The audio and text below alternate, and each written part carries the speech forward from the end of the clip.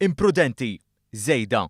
Hekk kienet deskritta ir-ritweet tal-Arċisqof Charles Scicluna fejn il-Gvern Malti tqabbel mal-mafja. Kien Dun George Dalli li fil-programm Arena tkellem b'mod ċar dwar l-aġġier tal-Arċisqof meta xerret artiklu ta' sit elettroniku li nħoloq biex jattakka l-Gvern. Imprudenti jista' jkun, imma miġnun li hekk. Jien fl-opinjoni tiegħi. Mela xi xamel dak ir-retweet fl-opinjoni tiegħi xorta kien żejjed. Ħankun ċarru tont, ġifieri m'hemmx tidru mal-ewwel għax meta inti taf li inti qiegħed f'kamra tan-nar bil-murtali ma tqabbad sigarett. Ir-rappreżentant tal-Korea Michael Patros insista li l-Arċisqof Scicluna ma rridx iqabbel il-Gvern mal-mafja. Dun George Dalli jgħid li anke hu jemmen hekk, imma l-Arċisqof kellu joqgħod attent. Però nista' nissigurak għax jiena nafu sew mill-qrib illi ma rridx bl-ebda mod jassoċja jew iqabbel il-Gvern mal-mafja. Dak nista' ngħidulek jiena u nista' nserraħ ras u telespettaturi tagħna.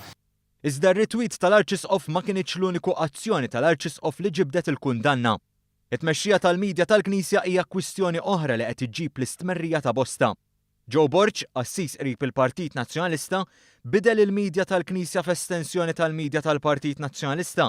Silvana De Bono, persuna qrib tiegħu ħafna, tara li dak li jritu isir. Saret referenza wkoll għal kitbiet ta' Joe Borch fejn fost oħrajn daħħal il-Puttinu f'kontroversja politika. Daħħal il-Puttinu. Tmexxi stazzjon ukoll, Biċċa xogħol bħal dik ta' Malta kollha jdaħħlu l-Puttinu. Ħallih il-Puttinu. X'qed tiddaħħal il-Puttinu?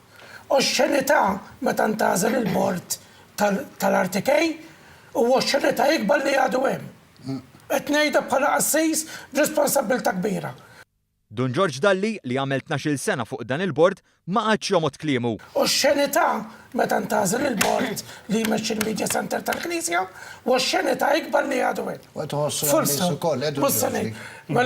Anke n-sfidini li jien qed nitkellem bħala membru tal-Knisja, nħobb il-Knisja.